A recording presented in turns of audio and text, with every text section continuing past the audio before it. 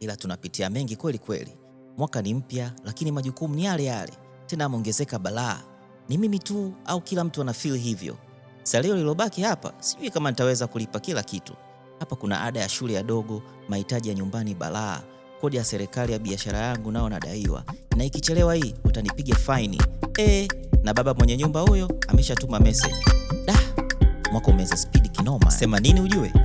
HR alitisha sana kutupitishia mishahara NBC. Hapa nina uwezo wa kuchukua salary advance mpaka nusu ya mshahara wangu. Nagusa tu na NBC kiganjani, napata mkopo papo hapo, malipo serikali na maliza tu.